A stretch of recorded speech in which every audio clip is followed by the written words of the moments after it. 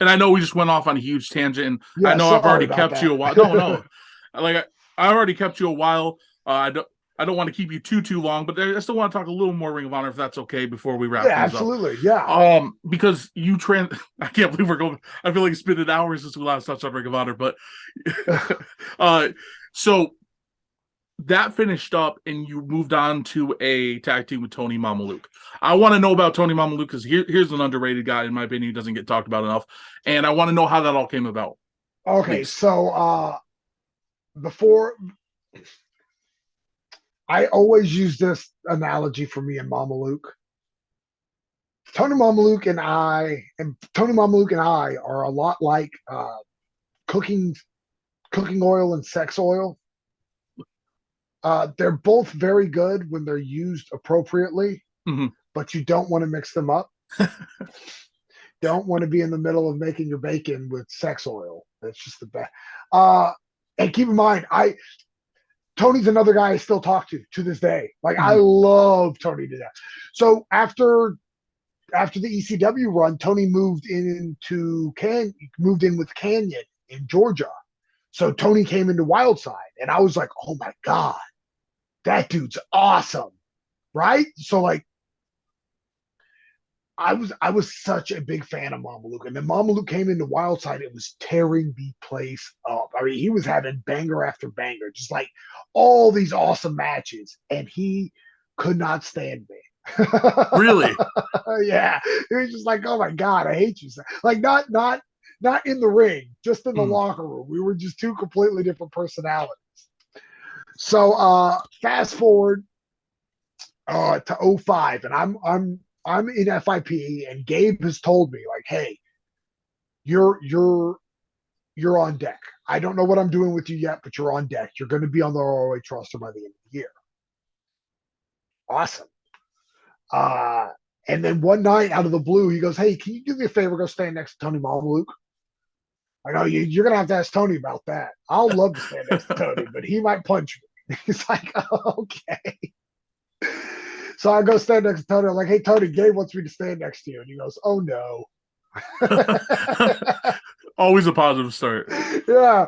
I was like, why? He goes, that means he's got an idea for us. God. Like, oh, no, he doesn't. So, and that's it. Like, that's literally the interaction. Well, fast forward about a week, and Jimmy and I are talking, and he's like, hey,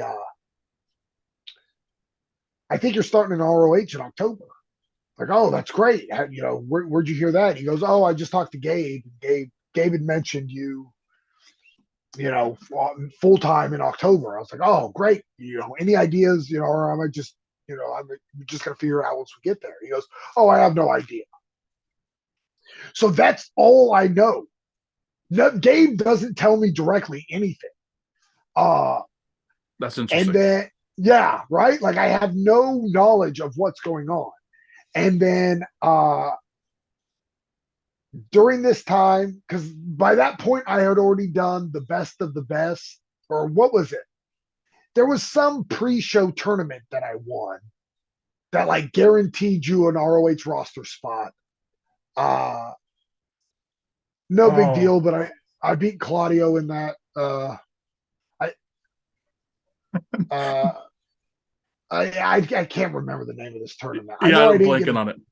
Yeah, I know I didn't get a trophy, so I should go make myself a trophy now. I mean, if you beat Claudio, that's a Right? horse of That's a a huge man. You deal, deserve a right? trophy. I beat Claudio. Like it's a big deal. Uh, but I win that.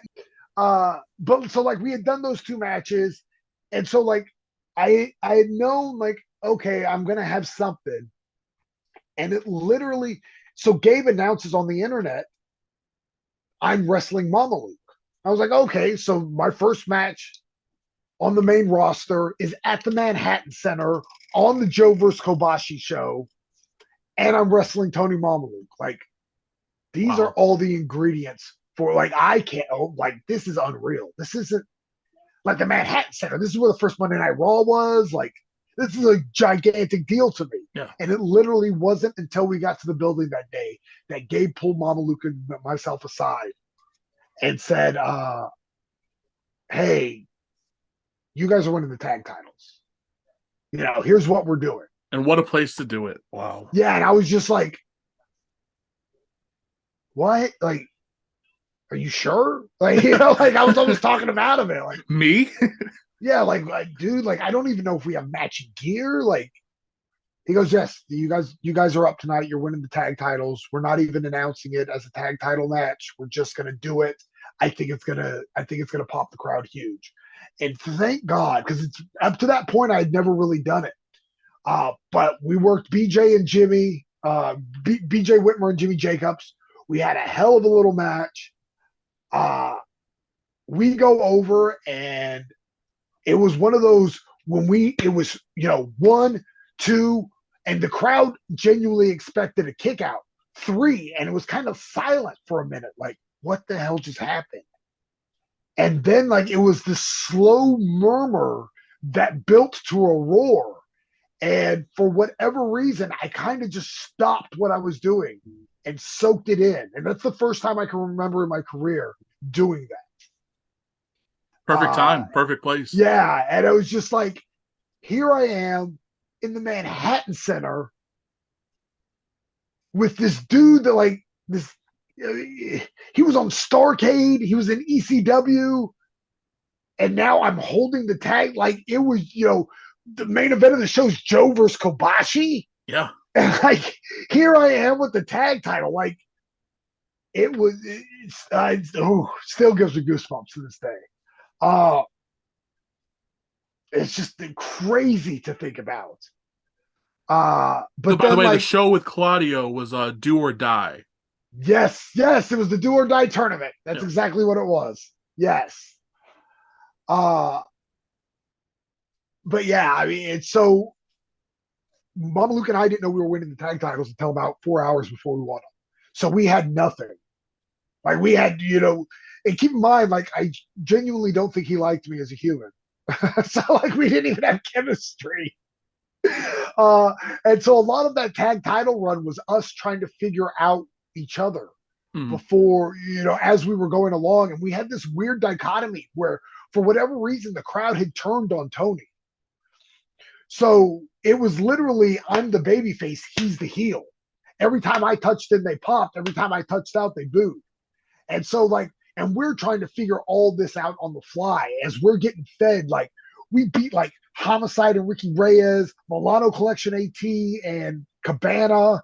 I think we wrestled Roddy and Jack Evans. I mean, just like all these, like, and we're going over on all these guys. It's just like, what is happening here? Like, none of this makes sense.